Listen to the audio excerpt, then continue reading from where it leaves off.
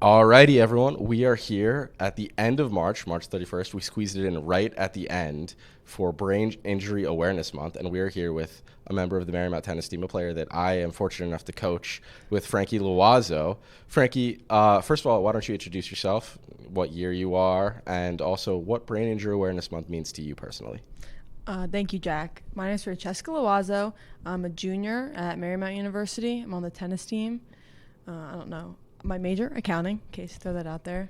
Yeah, this month means a lot to me just for different reasons. Being an athlete, I think it's important to understand the awareness and everything of what Brain Injury Awareness Month is, because it's not just what people think of when they think like brain injury. It means concussions as well as many other things. But for me specifically, I got injured while at Marymount my freshman year. It was only a month in. I was on the tennis team, just doing my thing, playing, and we were at team lift, and all of a sudden, I'll go into detail, my left side became really numb and was just tingling, and I didn't really know what was going on, so I stood up to kind of just shake it off, and I instantly fell back on the ground and collapsed. This is more of other people's what they told me because I don't fully remember, but they told me I had a stroke, and I was rushed to the hospital. I passed out when all of this happened, but they rushed me to the hospital. Later found out I had an AVM, which is a different type of aneurysm. I should know what the acronym means, but I am, like I said, an accounting major, definitely not anything medical. So I was in a coma for 2 days, and when I woke up, I had no clue what really had happened. It took me a couple days to fully wrap my head around it, but I had a stroke, which left my left side paralyzed at the time. Couldn't even lift my head up, so it was full left side. After that, I was in the hospital for maybe a week and a half, and then I was transferred to a inpatient rehab facility in Pennsylvania, back near my home, where I was there for a month and maybe a half. And luckily I was able to get out before Christmas, so I was home for that, which I was very happy about. I had to relearn how to walk, how to use my left side again, my left arm, just everything about it. Luckily, which isn't the case for a lot of people, cognitively, I was fine, sound and everything. My mind was there. But being in this facility, I firsthand got to witness what different brain injuries are. A lot of people there were not mentally sound. They didn't really understand what was happening. So at 18, it was very hard to kind of wrap my head around all of it. But after that, my main goal was to get back to tennis because I'm a very active person, so it was very hard for me. But so I got home. I was out of school for that whole year. I was able to do a couple online classes. Then I came back my sophomore year, which was very lucky, and not many people thought I would, so very happy about that. And let's go back slightly, back to high school. So obviously you played tennis at the high school level and were recruited to come to Marymount. Can you talk a little bit about that decision to come to Marymount and that whole process? Yeah, so initially in senior year of high school, I was not really considering playing tennis in college. It just was something that it wasn't like I was done with it, but competitively, I didn't think I'd fully want to be able to. So I kept it in the back of my mind when I was considering different colleges. But when I came to Marymount, it was for that first tour, it was different. I don't know. I felt like, they say every college tour you go on, it's a community here. Everyone, we're here for you. But there's something about Marymount that really just stuck out to me. And talking to the coaches, it made me really realize I was like, oh, I have to do this. This is something I really want to do. And I don't regret any of that ever. And then jumping back to, obviously, waking up in the hospital, can you explain just a little bit about what was going through your mind during that, the initial stages of still not really knowing what happened and just all of a sudden being in a hospital surrounded by family and friends, and how that sort of started to sink in for you? Yeah, there was, I don't know, I couldn't tell you like exactly how long, but it took me a while to fully understand what happened because I was on a lot of different medications, so I didn't really understand that my left side was paralyzed, but once I fully kind of understood that, it was very hard for me to kind of realize, because not to brag, but I was player of the week that week before in tennis freshman year. I was on such a high, and then the next week I was laying in a hospital. So I was like, I'm never going to be able to play tennis again. It was so hard for me. I was like, I can't even be active. And honestly, I thought my life was over at that point. I was like, there's not much I can do do from now. And it was just very hard. But having my family and friends there and just the messages everyone sent was amazing. And like I said, I was at Marymount for a month maybe, and the whole tennis team was there, and that really like put in perspective of how close you can get in a couple weeks, because I don't know what I would have done without some of them there and just cheering me on and making sure everything was okay. And so you just mentioned there that, you paralyzed on your left side. You mentioned you had to relearn to walk. Very powerful stuff. We'll get to how far you've come now, but were there any moments of doubt where like, man, I'm never going to play tennis again? I may not even walk again. What was that how did you manage to navigate that headspace? I'll be honest, I still have doubts. First waking up, that they have like a PT come in, try to, get everyone off the bed and just lift me up. It was hard. I couldn't even lift my head up. I was just kind of in so much pain, but after a while, I just kept doing that and trying to get up. Soon I was able to lift my head up, so it wasn't as painful there, but I couldn't do anything on my left side, so it was very hard. And then in rehab, I still had the doubts because I was in a wheelchair the whole time. I used one of those like exoskeletons to try to move. So it was just a lot of different things leading up to it that I had doubts I'd be able to do anything again. Then they gave me a cane, and I said, okay, I'm out of the wheelchair. Maybe things are moving. But I still was like, I'm never going to be able to do anything again. It was just very hard to even wrap my head around any of it. The doubts still linger even to this day that things aren't going to be the same. And I mean, at a certain point, you kind of accept it that things are different and you have to have a new norm. So slowly, I'm getting new norms. I feel like with recovery, it's still every day is different. And can you talk a bit about that rehab and recovery process? First of all, just what did a day in the life of Frankie look like? I joke about it. I say it was a psych ward because at 18, again, I had no clue what to expect. Never thought any of this would happen. That's another reason why I think this month means so much. But so it was kind of every day was the same, where you'd they'd have like a TV in your room, and they'd have like a board saying, okay, at 10 o'clock you have physical therapy, 12 you have this. So it was very scheduled out. So at the beginning they'd come and they just wheel me down to the PT room or the OT room, and we'd work on different exercises. In the beginning with physical therapy, they like had to physically lift me out of the wheelchair at the beginning. Slowly progressed to me being able to kind of move myself there and do everything. We'd go on the treadmill. The hardest part is in the treadmill, they like harness you up and like lock you at the top. So like you're just kind of there. It was difficult to do a lot of things. A lot of tears might have been shed, but it's something that I think definitely made me who I am and definitely made me mentally stronger than I ever thought. So you mentioned, the treadmill not being the hardest part. What would you say was the hardest part of the rehab process, especially early on? The hardest part, I don't think, is anything physically. It's all mental. I think for any athlete, they can say the hardest part about anything in life is your mental like fortitude and how you act mentally. I think playing tennis my whole life and any like sport, I had that like athlete mindset that, I just kept pushing through and trying to do everything I could to get back to where I wanted and where I thought I should be. And then, obviously we're very fortunate. You were able to come back to campus sophomore year. How were things different for that sophomore year, especially first coming back? The biggest thing was everyone knew who I was because the talk on campus was this girl that collapsed and on like the gym floor. But the hardest thing definitely was just trying to feel normal when I wasn't, because you could kind of see everyone else just running or walking or playing tennis, doing many different things when I still had a cane.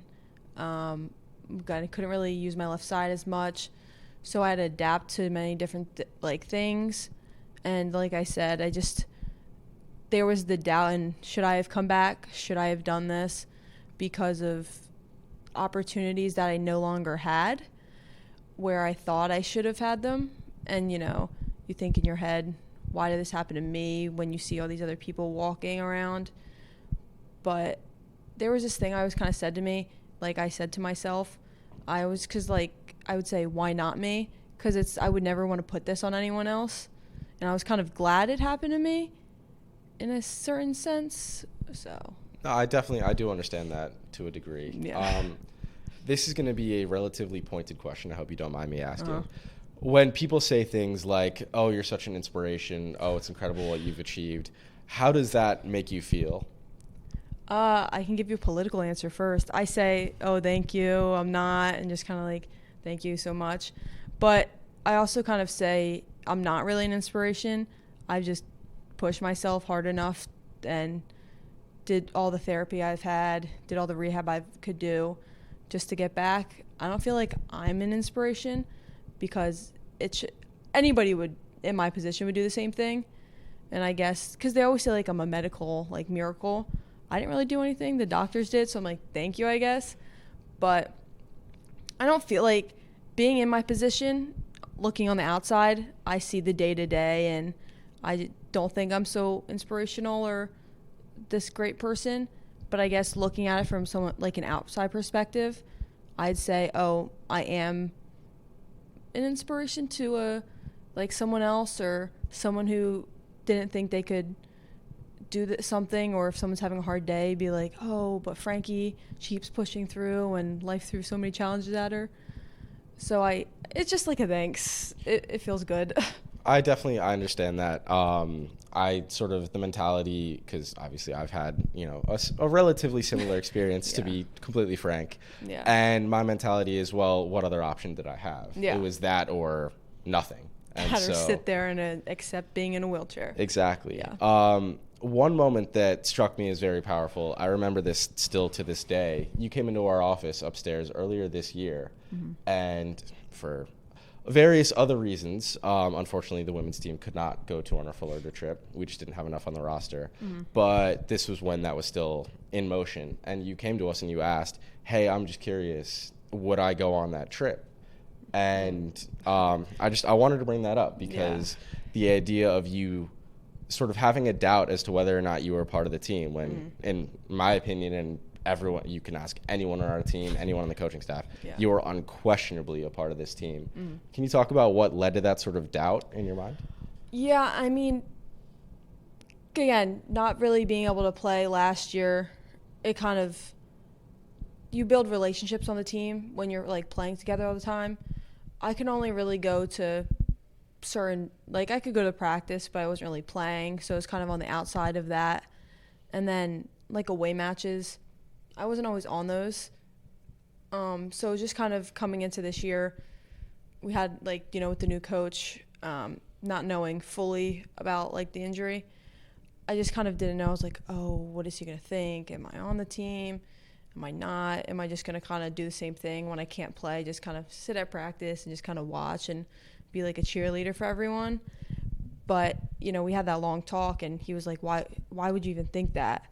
And it's just, I guess, something you think about not being where I was. It's just kind of that feeling it's an outsider in a certain way. Just, I didn't think anybody on the team would be like, oh, you can't come. But in my head, I just didn't feel the same as everyone else. So I thought, why would they kind of want me there when I wasn't really contributing much to the team? Well, I mean, even when you weren't playing, I would say you were a massive contributor to the team. But now, especially this spring, I'm going to circle back here for a moment. It is inspirational, the fact that you've been able to find your way onto the lineup. I mean, you are playing matches now this spring. Yeah. And, participating in practice, all of the above. First of all, just kudos to you for doing that. But what are some things, obviously there's a lot of positive emotion, but I'm sure there's also some frustration that comes with, I can't do the things I was doing a few years ago when I was on the tennis court. Can you talk a little bit about both sides of that? Yeah, I can start with the good. I mean, it's just like the feeling is unmatched even before just starting as a tennis player. Just being back on the court after everything, and in the hospital, I kind of said to my parents, I was like, I might not be able to play tennis again. And from that first day, that was the biggest goal I had, was to just be able to get back on the court. Just to be at practice, one thing was just felt amazing. Obviously, I had to change up certain, like my biggest thing was the serves and being able to run to the ball. But luckily, I'm right-handed, so I kind of lucked out on that. And I have a one-handed back swing, so that was pretty good. But it feels amazing, and the team is just, everyone there is amazing. They encourage me, even if I have a bad swing or shot. They're like, Frankie, no one thought you'd be back here. Frankie, you're amazing. So that feels really good. But it's hard to put in perspective the good when the bad things kind of are a little bit louder in my head, where I missed a shot and I'm like, I should have had that before the injury. Like, I would have been able to get there to the ball, or that shot would have gone in if I had before. It's hard to not listen to the doubts and the bad things in my head, just because you always think, I'm like, oh, before the injury. But it's slowly I've started to realize now, being in the lineup, third double, shout out to Lily. Just playing with her is just, she's always like, Frankie, great job, you did great, or that great effort, anything. It feels great because I'm slowly now listening more towards the good, where it's like, this is where you are now. And just thinking about being back on the court, again, when we talked about 2 years ago, I never thought this was possible. So now being on the court again, there's so much to, like, I keep continuing to recover, and maybe in a year's time, in a couple months, maybe I will be able to run to the ball or do that with the ball. So it's definitely, the bad sometimes are louder than the goods, but slowly I've been able to listen to the goods with the coach and with you being there, and just the whole team in general. I mean, so many of the new people on the team had no clue what had happened.